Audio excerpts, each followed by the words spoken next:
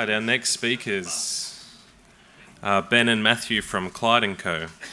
Their presentation is titled Emerging Legal and Regulatory Risks for Data Breaches. Please welcome Matthew to present first. Good morning, or almost afternoon, everybody, and thank you for coming. I think it's sort of ubiquitous that cybersecurity is a critical issue for our society and certainly for corporations and organisations in it. It's been fascinating to participate in this conference over the last few days and to see how the information security industry is responding to those threats. I've probably understood about 20% of what's been said, but for a lawyer I think that's a reasonable achievement. A bit too much mathematics, and there's a reason why I'm a lawyer. It's probably not unsurprising, though, given the context and the threat that cybersecurity poses, that Australian regulators have become very interested in it as well. And that's the thing we're chiefly going to look at today, the regulatory environment, and we're going to do that fairly briefly because it's a fairly hefty subject. And we also want to canvass the litigation risk that can flow out of a cyber risk and the learnings we've received, particularly in the US, on that issue. Now, the regulatory environment's the one I'm going to deal with, and we have the logos of probably the four major regulators that impact cybersecurity. And Ben, my colleague, is going to take you through the exciting world of litigation and the risks and potential actions by the parties we've listed there. We also have a paper available, I think it's on our program slot. It's also available on the Clyde & Co website, and there's a few other papers around cybersecurity if you're interested in looking there. And that will go into these issues in a little more detail. Let's look first at ASIC. Now, ASIC is the Australian Security and Investments Commission. It is really responsible for regulating Corporations Act and most of the significant corporations in Australia. It also deals with the licensed financial services industry, and it has a significant impact on the wider corporate community. ASIC's made a number of forays into this area over the last few years, and its strong message has really been that responsibility for managing cyber risk is at the top. So it's at the sort of board and gatekeeper level that this responsibility sits, and it should filter down from there. I think the reality in most corporations, and certainly some smaller ones, is that at board level there's a very poor understanding of cyber resilience, and I've met many board directors and some don't know how iPads work. So I think there's a long way to go in that area. ASIC's conscious of that. It's made its statement in November 2014 about its expectations of boards. A little later, in March of 2015, it undertook a bit of a cyber health check and made some recommendations about cyber resilience out of that. In August 2015, it issued its corporate plan, again with this focus on the gatekeepers and board responsibility, and again it made reference in that to the cyber risk. In March of this year, it undertook a more detailed health check of the ASX and Chi-X companies. It used the NIST framework to do that, and its purpose was to see what the industry's position was. It also looked at some other corporates as well as those two groups. The outcome of that analysis was a reasonably positive one, but the main issues we've taken out of it are what ASIC considers to be good corporate practices in dealing with cyber resilience. Board engagement, again, is not unsurprisingly at the top of the list. It considers it necessary for boards to conduct periodic reviews of cyber strategy and to educate board members about cyber resilience. It's specifically important to assess any individual organisation's critical risks, their critical assets, and how they should be protected. Boards need board members with the correct skills and experience to have a sort of strategic understanding of cyber resilience. There's a need to develop a board-driven cultural approach to cyber risk and cyber security. This will include the development of organisational-wide training and also conducting sort of in-house testing of that training to make sure it's effective. Probably the simplest recommendation is the implementation of the Australian Signal Directorate's top 4 strategies, which many of you will be familiar with: application whitelisting, patching applications, patching operating system vulnerabilities, and restricting administrative privileges. As a litigation lawyer, these sort of good practice comments are useful, because in any litigation it's highly likely that a court is going to look at these as sort of a statement of what expectations would be, particularly of corporate governance. The next regulatory body that has undertaken a fair bit of activity in this area is the Office of the Australian Information Commissioner, formerly the Privacy Commissioner. The Commissioner regulates the Privacy Act and regulates how personal information is handled by governments and private organisations. The OAIC has investigated a number of sort of breaches in recent times and issued guidelines to assist organisations as to how you respond to them. It has significant powers. It can commence what's called an own motion investigation, where it undertakes a completely self-motivated exercise. It can conduct privacy performance assessments, direct an agency to give it a privacy impact assessment, and handle privacy-related disputes and complaints. It's always been reasonably active in the maintenance and protection of privacy, but there's certainly been a significant increase in its activity in recent times. I'm not going to take you through the Privacy Act. What I am going to do is refer you to sort of 3 key principles. These were brought into effect in about 2012 as a result of some amendments to the Privacy Act, which imposed expanded obligations on organisations that are involved in the collection, handling and use of personal information. These are the Australian privacy principles I want to go through on the board. Relatively simply stated, 6.1 basically says that if you're an APP entity and you collect personal information about an individual, you can only use that for the purpose you've collected it. It's a pretty simple principle. APP 11.1 and 11.2 sort of sit hand in hand. What they say is if you're an APP entity, you've got to take reasonable steps to protect the personal information you've collected, and that's from misuse, interference and loss, from unauthorised access, modification or disclosure. 11.2 says, well, once you're finished with that information, you should destroy it or de-identify it. Let's have a quick look at the scope of the APP and the Privacy Act. Now, what's an APP entity? Well, it's most entities with more than $3 million in annual turnover, but it does include some smaller businesses, particularly those in areas where you have sensitivity of the data that they hold. Health is a good example. And what is personal information? Well, personal information means information or an opinion about an identified individual or an individual who's reasonably identifiable.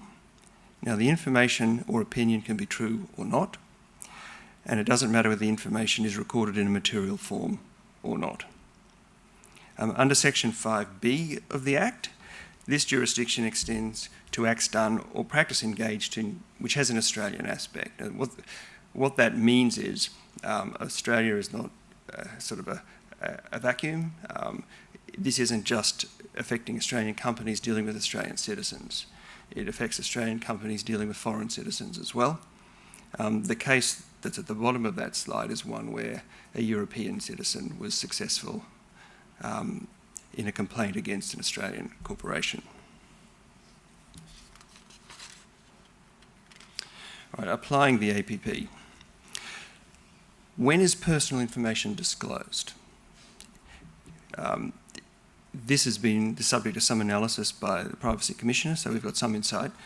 This is probably going to develop over time a bit as well. Third-party intrusion is not a disclosure. So if someone breaks into your system and steals information, that's not a disclosure. Having said that, to disclose information, you don't have to give it to someone either. Making information accessible is a disclosure. So if you have information, for example, on your website or otherwise accessible and security measures aren't in place or are accidentally removed, and that information is available, that would be a breach. And the Telstra case is an example of that. You'll recall that under APP 11.1 and 11.2 we talked about the obligation to take all reasonable steps to protect information if you hold it, and secondly to destroy it once you're finished with it. Well, obviously, lawyers get excited about words like reasonable and how they're interpreted. Now, what is reasonable depends on a number of things, and this is a typically legal answer which people in more scientific professions sometimes find frustrating. But it really depends, sadly, on, amongst other things, the resources available to an organisation and the type of information they hold. So some of the things that are looked at are, for example, what's the size, structure and activity of the organisation? How much of what it does is sensitive? How vast are its resources, and what are its technological capacities? What's the nature of the personal information it holds? What's the likely impact in the event that personal information is compromised? What's the general risk environment? And also, what are relevant international standards? The penalties for breaching the Privacy Act. As I said previously, the Privacy Commissioner has significant powers, can certainly order a respondent to take specified steps within a specified timeframe, and to ensure the conduct isn't repeated or continued. It can determine the payment of compensation or damages or other remedies. It can accept an enforceable undertaking. An enforceable undertaking is where a corporation offers effectively an undertaking or solution, and that has to reach a level of acceptance with the Commissioner. That can be an expensive exercise.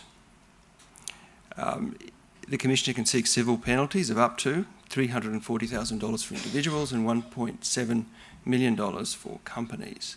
They're fairly significant numbers. They're not numbers that have sort of been enforced. I mean, most penalties that we've seen have been for a fraction of that amount.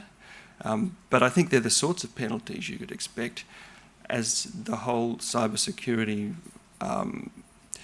experience matures, and for examples of breaches that are fairly egregious. The Commissioner can also seek an injunction regarding conduct that would contravene the Privacy Act. Now, there's currently no obligation to notify a data security breach. There is in the US, the UK and Europe are also moving towards that process, and so too is Australia. The federal government's released an exposure draft concerning the introduction of a mandatory data breach notification regime. It proposed to pass that legislation after a discussion period by the end of this year. With the current election process, we're not quite sure what the impact on that timing will be. What I can say is that this issue has bipartisan support, so it's unlikely to be delayed significantly. Over 40 industry submissions have now been received on the draft legislation, and you'll see some of the organisations there that have done so. The draft legislation will apply to APP entities, which we've considered, all credit reporting bodies, credit providers and organisations that utilise tax file information. Well, what does the draft legislation say? Well, when must you notify? Well, when there is a reasonable ground to believe that there has been a data breach that will result in a real risk of harm. Now, it's probably those last few words that excite lawyers and dismay corporations. What is a real risk of harm? Now, harm, we know, or can consider, will include physical harm. It'll include psychological harm, emotional harm, harm to reputation, economic harm, and general financial harm. A real risk would normally mean a risk that's not a remote risk. And some of the following factors you'd consider in that, and I hear some chortles, and I suspect that everyone's thinking lawyers are going to make a lot of money out of this legislation. And that's probably right. But the sort of information we need to consider is the kind of the information, like how what sort of vulnerabilities does this information produce, and what's its sensitivity? Whether the information is in a form that's intelligible. In the US, in many states, if the data that's taken is encrypted, that's an exception. Whether our law will go that far is another issue. If it is unintelligible, can it be made intelligible? Can it be unencrypted? Is the information protected by other security measures? What's the likelihood of those measures being overcome? What persons or what kinds of persons will have access to that information or who have obtained it? The nature of the harm that would flow from it? And if the entity or the organisation's taking steps to mitigate that harm, how likely are they going to be? How likely of success are they going to be? Now, this bill will also have a territorial effect. The complaints, or the comments, I should say, made by organisations, to the extent we can assess them at the present time, about this legislation, really focus on, in part, on these sort of wishy-washy assessments, if you like, because they don't provide a whole heap of uncertainty to corporations about what a real risk of serious harm is. Okay, how do you provide a notification?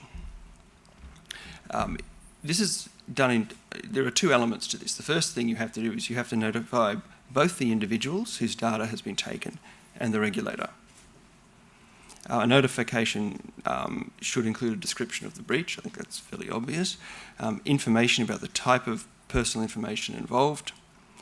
Steps the company's taken in response to the breach. Recommendations for individuals to mitigate any loss. And contact details for information and assistance.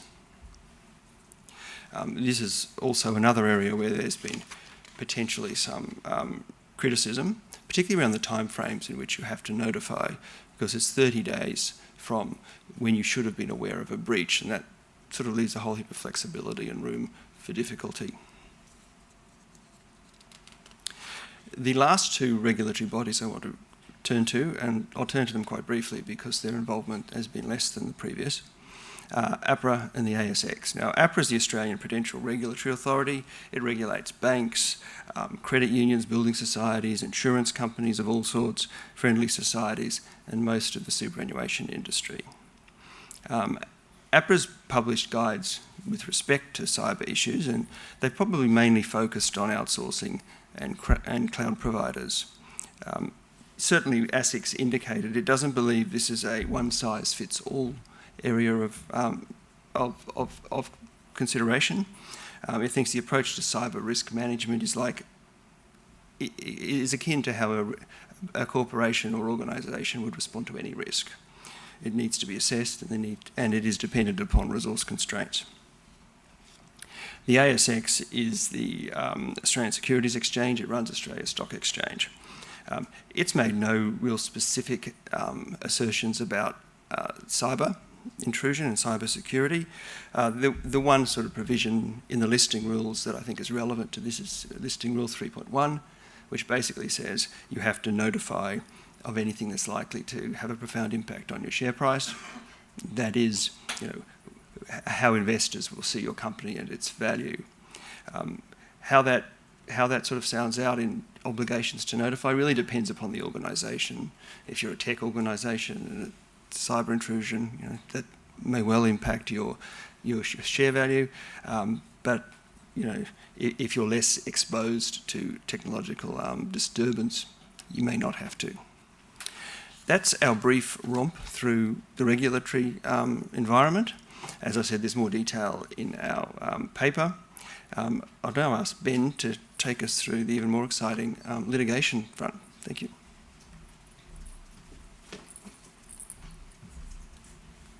Thank you, Matthew. So for what I'm going to look at, I'm going to take a couple of the concepts that Matthew's mentioned about regulators and legal obligations, but we're going to focus a little bit more on the concept of, well, someone sustained a breach, we've lost records for third parties, those types of third parties will incur injuries, whether it be financial fraud, whether it be reputation damage. What do those types of third parties now do? What types of litigation options are available to them? What types of remedies do they have? And generally, how successful have they been? The first caveat I want to make is what we're talking about now isn't based on Australian law. As it stands, there's no Australian cases that look specifically at the legal obligations that arise from a data breach. But what we have seen is a body of international law that's emerging. There's now a number of US cases, there's some Canadian authority, and there's also some UK authority. What you'll kind of pick up as we go through this is our real theme is the types of things we're talking about internationally. All of those precursors are here, and these are the types of cases that we're likely to see. Now, to begin with, I thought we'd start with a bit of a war story. I'm a lawyer, I trade in war stories. This one isn't mine though. I've taken the example of the Home Depot data breach, and what we're going to look at specifically is what happened after the breach and what types of litigated actions followed. I'm imagining most people here are aware of Home Depot. I won't touch on the facts in too much detail, only to say that there was a piece of malware, it was deployed, it had a number of different limbs to it, but the specific one for what we're talking about is it allowed for skimming of all of the credit information at the various checkout terminals, and it also compromised email and account information. The second point that I'll just focus on for this slide here is I've taken a number from the SEC filings for Home Depot from the last financial year, and you'll see in those filings they recorded $63 million US in respect of the costs associated with the data breach. What's interesting for our perspective is this is all at a very early stage of the litigation cycle. None of these costs capture the types of actions and the types of defence costs that Home Depot is currently incurring, as well as the settlement costs, which we'll talk about in a little bit more detail as we keep going. So up here we've put a very general outline of the specific types of litigation Home Depot's faced. This is based on some discussions with our US colleagues and also what's been made publicly available. You'll see firstly we've talked about financial institution actions. Now to give a bit of context, what will typically happen in the US particularly is after there's been a data breach, the various credit cards, the various banking organisations will incur costs in order to remediate fraud for customer accounts, as well as the costs of cancelling and reissuing credit cards. And there's also been arguments they've made that they suffer an economic loss because when people are exposed to fraud, they use credit cards less often. So those types of banks come together as class actions, and then they go after the organisation that's allowed the breach to occur. Underneath that, we've referred to the consumer class actions. So this is the individuals that have been affected, the individuals that have had their records compromised, and what they are typically exposed to is the risk of fraud, or in some case actual fraud, in sometimes reputational damage, and often they try and tie in an emotional or a psychological injury. They come together as a class of people, and these are their types of actions. We've mentioned their regulatory inquiries. We're aware of 7 of them. We suspect the number is probably a little bit higher. Regulators tend to move quite slowly in this space, and you don't really know much about it until they're ready to either go forward with the prosecution or they'll make some type of public statement. The final one there is the shareholder derivative class action. These shareholder actions are a very new phenomenon, and we'll talk a little bit more about what some of the aspects are that are involved with them shortly. So for these next few slides, we've just broken down some of these categories, and we've given some information of what's being alleged, why it's being alleged, as well as some information about the quantum associated with the claims. So you'll see here, we're talking here about the consumer claims. So these are the individuals whose records have been lost. They tend to rely on a very wide variety of injuries that they assert they've sustained. They'll plead things such as common law, which is the obligation that an organisation has to take a duty of care to certain people and take reasonable steps. As well as that, there's a lot of focus on statutory remedies, and more recently a lot of focus on unfair trade practices. We've mentioned there as well that last month there was an announcement made that the consumer class actions were settled. The amount that Target paid to settle them was $19.5 million. I'll just make one point with that, which is that even though that's quite a large number by itself, it's a very small number in terms of each of the individuals that were involved in the class action. And this is the real thing about these types of litigations. They need lots and lots of people to be affected in order to get enough momentum up to get through the litigation cycles. Here we've given a bit more information about the financial institution actions. As you'll see, there's a wide variety of banks and credit institutions that are involved. They tend to rely, if they can, on the PCI DSS contract network, and in some cases use third-party indemnity clauses underneath there. If not, they're forced to go into the negligence and into the types of breach of security standards or statutory duties. None of these have ever gone to trial. What's tended to happen is they've been settled for very, very high amounts, which I think reflects the fact that organisations see this as a real exposure when there is a sizable data breach.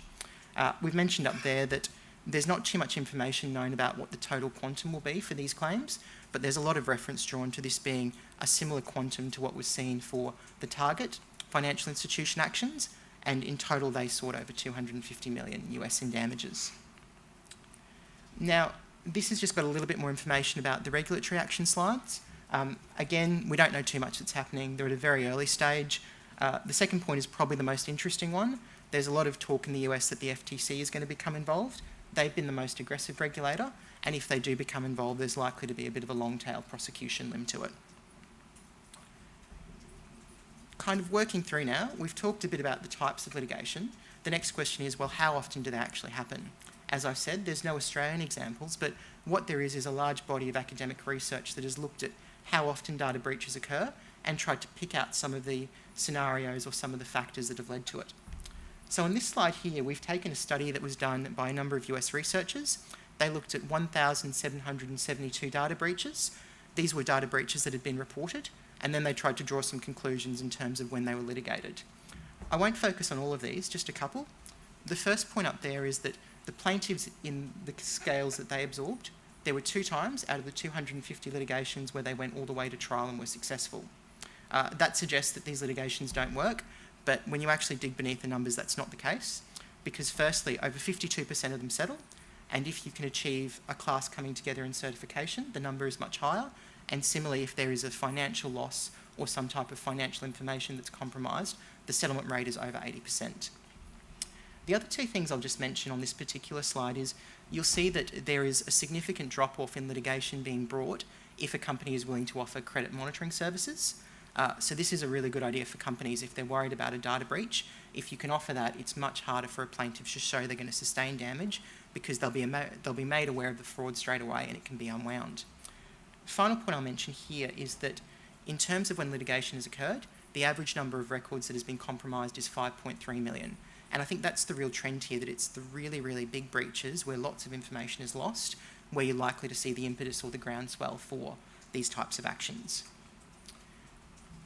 Continuing with our process, we're now going to just talk a little bit about Australian law, how Australian law works, and how some of these litigations would probably play out locally. We've put up here a couple of legalistic statements. I'm not going to do the deep dive. If you're interested in it, it's all in our paper and all the information set out there. The real sum of this slide, though, is that Australian law is a little bit more generous than the US law. We make it easier for types of losses to be recovered, and we make it easier for groups of plaintiffs to come together. So in that way, there aren't as many impediments as what's been seen in other jurisdictions. There are going to be some challenges for plaintiffs here. Because this is a bit of a new area, there's no law about whether an organisation owes a duty of care or any other types of duties, and you're going to look at the law about whether a novel duty of care should be established. We think there are some reasons why it probably will be, but again, there's some uncertainty. And secondly, you're going to have to be able to show as a plaintiff that a data breach has caused you loss. This becomes a bit more challenging in these types of matters because the fact information is lost by itself doesn't lead to damage. There needs to be some fraud or some third-party actor needs to do something with the information. And that adds an element of uncertainty, which the courts may consider is a bit too hard to establish causation. Our real view on this, though, is there is a risk here, particularly where there's widespread fraud, and we think that these types of claims will come forward, particularly for the very big data breaches. Next one we're talking about here is the financial institution litigation that we mentioned just before. Again, without doing a deep dive into the legal side of things, really there's firstly a common sense point of view, which is the same problems US banks have and the same costs they incur, they can replicate here. So there's the same motivation to look at litigation as a recourse.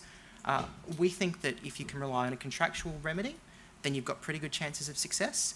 If you don't have a contractual remedy, though, there are a number of problems with our negligence law and other laws, particularly regarding remoteness and the fact that as a class of companies, the banks really sit a number of steps behind. There's information lost, there's fraud, there's damage to banks' customers, and then there's the steps banks take. And there's a real concern about, well, is that a class that's just too indeterminable for you to allow a legal recovery? Our view is this is a moderate risk in Australia, but again, expect to see movement in some of the other categories first.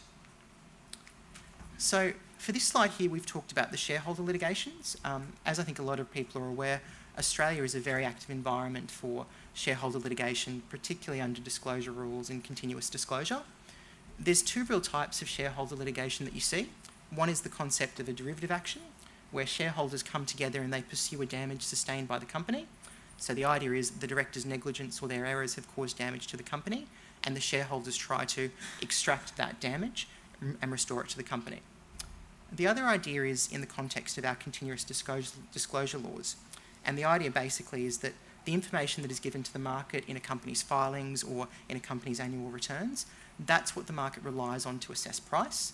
If you've had some type of misleading statement or if you've had some type of error, then people that have traded in that share can come together and they can pursue a shareholder action. We've mentioned up there some of the issues about the challenges and as well some of the reasons why our law suggests there probably will be a duty for directors, which will help these types of litigations. And as well as that, we've also referred to the fact that there are a few challenges here because it's such a novel and new area of law for data breach. One of the real challenges you've got is there's a lot of argument about whether a data breach will affect share price. A lot of academics have gone different ways on it. Some use the Heartbleed example where the share price crashed. Others use Target where the share price stayed steady for about 2 weeks before anything happened after the data breach. We expect to see movement in these claims, but again, we would expect that you would see some of the other ones moving first to get a bit more clarity around these legal issues before you see someone actually doing a shareholder or a shareholder derivative action. This is the area where there's the most commentary at the moment in terms of other jurisdictions and also in Australia, which is the idea of, okay, we've had a data breach, all of these third parties have been affected, we've had to settle and resolve claims with them. What do we do now as the organisation? Who can we go after? What types of options are available for us? There's a number of cases that you can find where people have taken steps to bring these actions. None of them have got very far. They've either been struck out or they've settled very, very quickly. We've mentioned one US case up there.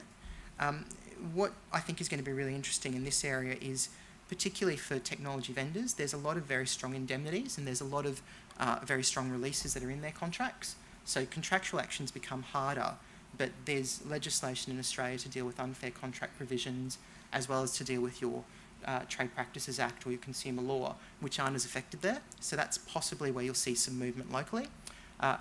We've mentioned up there that those are the types of parties that are likely to be the targets for indemnification litigation. For the last section of my talk, what I wanted to look at was the concept of what types of issues should you consider when you're responding to a data breach if you've got your lawyer's hat on. Lots of people will talk to you about incident response strategies or about crisis management. That's not purely a legal issue though, because it really comes down to the technical assessment of what the organisation is doing and what types of risks that organisation faces. So the two I'm going to talk about are firstly legal professional privilege. Now, legal professional privilege is the concept that after you have an incident, certain documents that you produce or that you create can be protected from disclosure. So you don't have to disclose them to a plaintiff or a third party if they're going to litigate. We've mentioned up there 2 cases in the US where there's been litigated fights about whether documents produced immediately after a data breach should be disclosed. And we suspect those same types of fights will play out in Australia. In Australia, the requirement to assert privilege is that you need to establish the dominant purpose test. This means that the documents must be produced either for the dominant purpose of litigation or to obtain legal advice. The challenge you run into is when you're responding to a data breach, you've got a whole host of competing priorities. Some are legal, some are internal for your management, some are just to get the systems back online for your users. Because of that, it can become more difficult to establish what the purpose was. Our suggestion, and this is all outlined in our paper, is your best chance of asserting privilege is to have a privilege strategy in play at the start. This means you identify what documents you're producing, you work out which ones you might be able to claim privilege on, and you make sure that you have the right instructions and you have the right framework around them, such as controls over who can use them and who can see them, so you've got the best chance of having privilege. Again, that's all in the paper, so feel free to have a look at that and what we think a strategy should be. The last one I'm going to touch on is the concept of insurance. In Australia, there is a growing market for cyber insurance. Policies are being constantly rewritten. The quality and scope of the coverage is constantly improving. And what the insurance is really designed for is to manage both a company's first-party costs, so forensics, hardening, restoration, investigation costs, as well as the third-party risks that you may have from a data breach. So some of these litigated risks, but also if you've got a regulatory issue with the Privacy Commissioner or any industry-specific regulators. There's an issue there that some traditional policies also have some elements of cyber coverage. The real issue there, though, is you need to look at the policies very carefully, you need to look at their wording, and you need to consider the policy framework generally, because one of the things I've mentioned down there is internationally there's been some tension around sublimits under policies. So you may get an insurance policy that gives you $2, $5, $10 million in cyber insurance coverage, but one of the tensions that has occurred is you might only have $250,000 for your forensic costs or $200,000 for your PCI fines. And there's been a lot of tension for organisations when there's not much information about what a data breach will cost you. You then go to rely on these types of insurance policies and the sublimit really cuts off what you need. So we would say to people just have a really close look at that. I won't go through all of these, but the other two I'll just mention quickly is the retroactive date. Some policies in the cyberspace have a retroactive date. So if a retroactive date is January 2016, any event that occurs before that date won't be covered by the policy.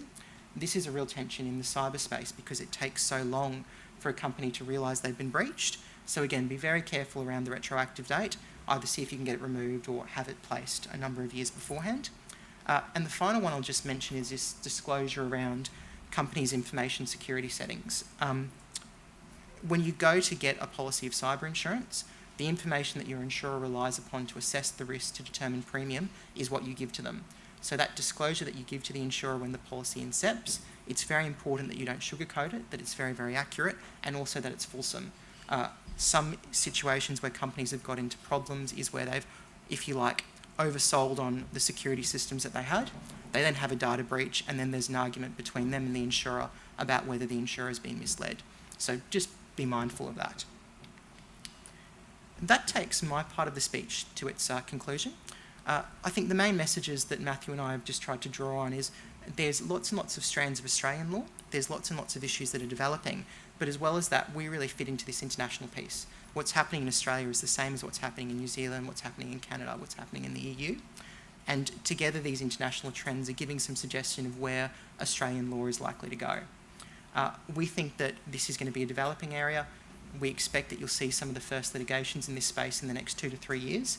And the final point, I think, just to take this back to the information security context, a lot of the things that we're talking about with litigation risk and how you manage litigation risk, they're the types of things you can incorporate in terms of your general response strategy. And a lot of the ideas that we're going to look for where we're defending these types of actions is what types of steps you took for security, what types of audits you took, how well you understood the assets that you were keeping. They all tie in generally with the concept of good information security management. And that's the information that's also going to help us if there ever is a litigation. So that's everything that I wanted to say. On behalf of Matthew and I, just thank AusCERT very much for having us. And if you want to come up, Matthew, and if there's any questions.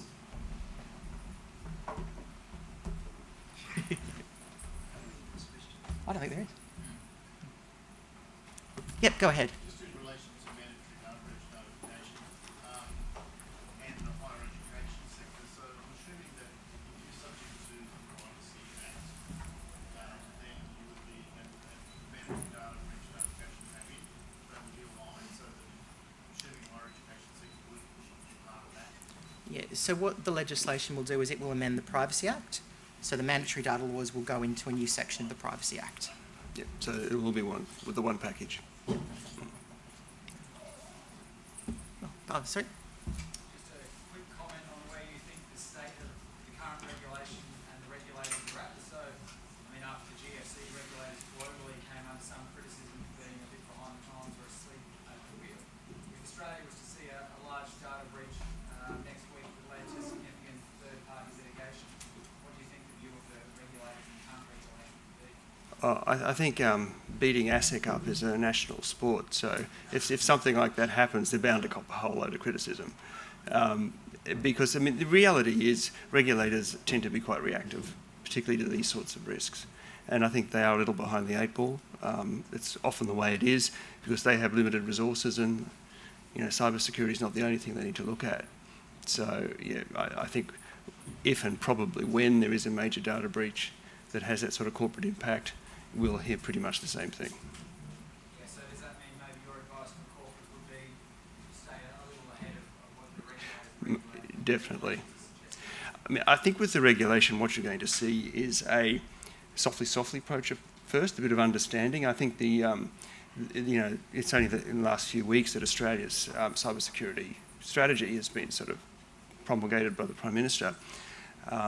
that's very much almost a conciliatory document in some ways, talking about recognising the shortfall in our capacity to respond to cybersecurity, and talking about bringing universities together, increasing the this sort of security professional population in Australia, and also educating companies. We'll move from that sort of softer approach to, I think, a more harder regulatory approach as time goes on, as this matures. But for the moment, it will be wise to stay ahead of the pack. With the draft mandatory data breach notification bill, is there any sense of how the comments coming in might morph that into how it will eventually be presented to Parliament, or is it too early in the process? One thing we can say there is this isn't the first time Australia's played with mandatory data notification laws, but what I find fascinating is the previous law went through a consultation process, and it's almost identical to what we've currently got. So we certainly go through consultation, but whether it changes anything in terms of the legislation is a real question mark. I thought that was probably the case. Thank you. Yeah, I mean, the government may ultimately provide some guidelines that assist in the interpretation of some of those provisions, and that's sort of what's been requested. That may happen. How high is it up AGD's list of tasks at the moment? Well, we don't know. I suppose they're on. Don't know. No, they're sort of in limbo at the moment. But but I suspect, I mean, that they had gotten as far as drafting the draft legislation, and it was heading towards enactment at the end of the year. It's got to be reasonably high. Yeah. Thank you very much. Thank you.